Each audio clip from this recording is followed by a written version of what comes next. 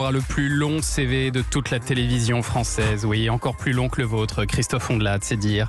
Il va débuter dans quelques jours sa 57e saison à la télévision. Bonjour Michel Drucker.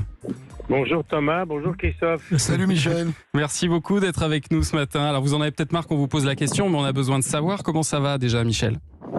Je viens de poser mon vélo devant un platane, j'espère que vous n'entendez pas le Mistral. Un petit peu, mais ça va. Je suis sur une route de Provence, pas loin de Saint-Rémy de Provence, Ouais. où je pédale tous les matins.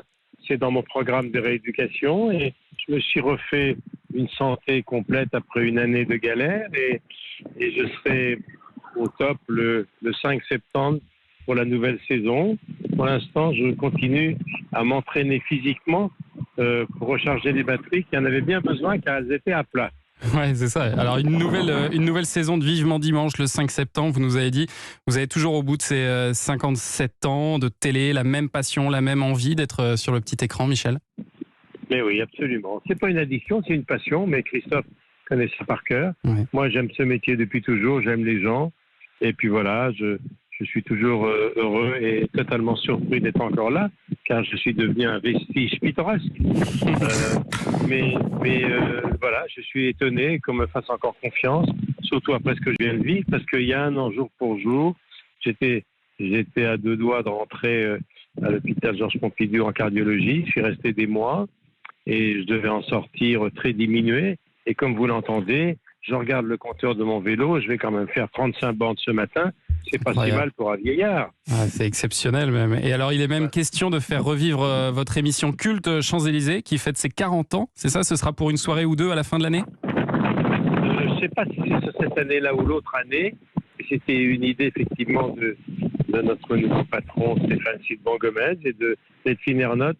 On s'est aperçu que l'année prochaine, ce sera les 40 ans de Champs-Élysées. Donc l'époque est un petit peu aux cérémonies hommages. Alors, pourquoi pas de fêter les 40 ans de Champs-Élysées, 1982. Ça sera pile poil en 2022.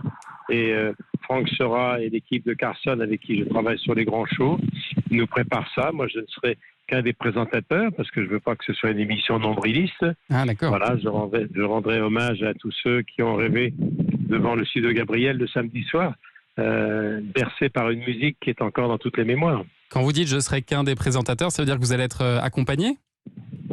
J'espère. C'est pas moi qui produis l'émission, mais j'en ai parlé avec Sora. Il y aura beaucoup de surprises, bien sûr.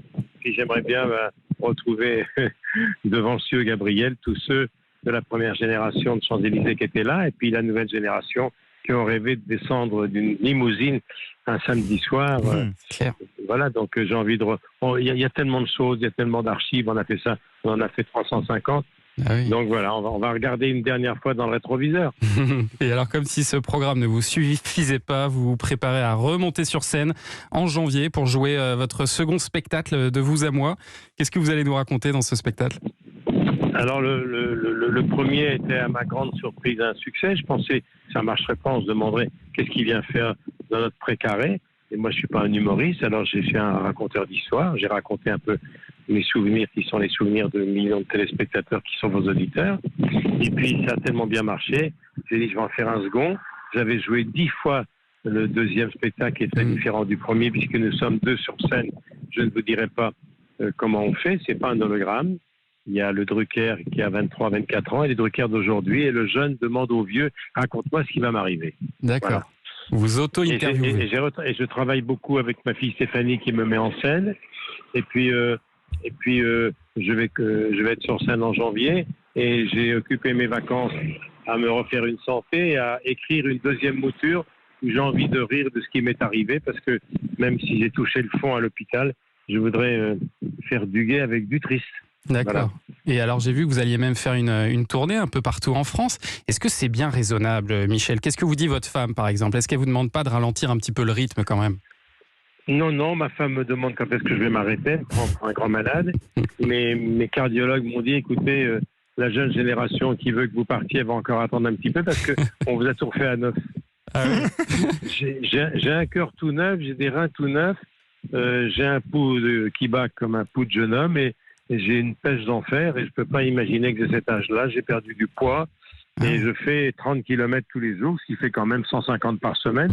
pour quelqu'un qui devait ne jamais revenir à la télévision après ce qui est arrivé il y a un an, jour pour jour, je m'en sors pas si mal. Mais vous le dites vous-même, vous êtes un miraculé, Michel. Oui. Et j'ai l'impression que ça vous donne plus que jamais envie de profiter de la vie.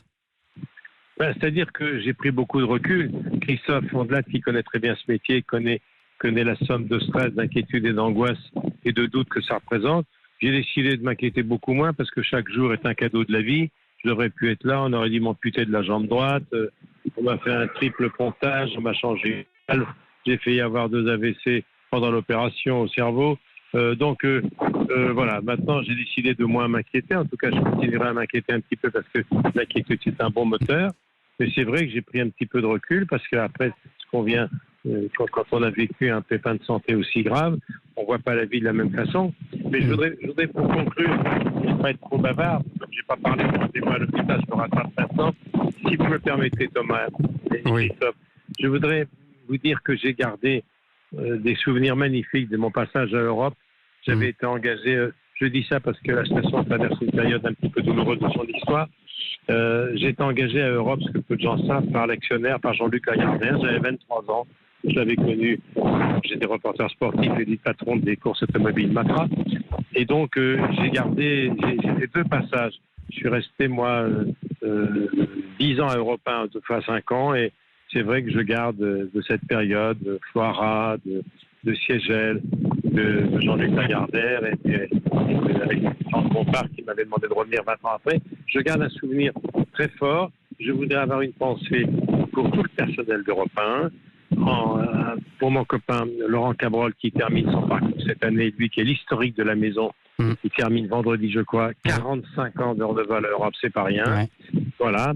Et j'espère que les nouveaux patrons, la nouvelle gouvernance refera d'Europe la grande station qu'elle a été et qu'elle va redevenir parce que c'est une marque exceptionnelle. Et je voudrais dire à Christophe Fondelat que je suis souvent jaloux de lui parce que ma femme est une fan inconditionnelle de ses émissions. Il ne faut jamais parler quand Christophe parle. Je comprends qu'il soit le roi des podcasts. Donc voilà, je voulais dire tout ça parce que c'est émouvant adorable pour moi d'être sur l'Europe 1 avec vous, Thomas, aujourd'hui, dans ce club de l'été. Voilà, il faut avoir de la mémoire dans ce métier. Je n'oublierai jamais ce que l'Europe m'a apporté. Merci beaucoup, Michel. Je suis sûr que ça touche tout le personnel d'Europe 1. Et je salue tous mes copains techniciens, ils se reconnaîtront. Les animateurs, bien sûr, qui sont sur le départ, ceux qui sont déjà partis. Et puis, bonne chance à ceux qui vont arriver. Parce que, moi, Michel, tu m'ouvres quand même un espoir. C'est que, donc, toi, t'as pas bu et pas bouffé gras de toute ta vie. Et fait du sport. Et fait du sport. Ouais. Moi, je n'ai jamais fait de sport. Je picole. Et je mange gras. Et j'ai fumé, je fume plus. Mais, et je me dis que peut-être il y a une chance pour tout le monde. Hein, voilà. Il y a une chance pour tout le monde, mais c'est parce que je n'ai mangé que des endives à l'eau et que j'ai pas bu, pas fumé, je me suis pas drogué et que j'avais pas une surcharge pondérale, Christophe. C'est pour ça, je parle au nom du chirurgien, que je m'en suis sorti, sinon je serais mort. Ah bon, ben voilà. Bon, moi, c'est le sport. C'est donc ça qui m'attend. C'est le sport qui m'a sauvé la vie, donc il n'est pas trop tard, Christophe, pour commencer les abdominaux dès demain. Rêve.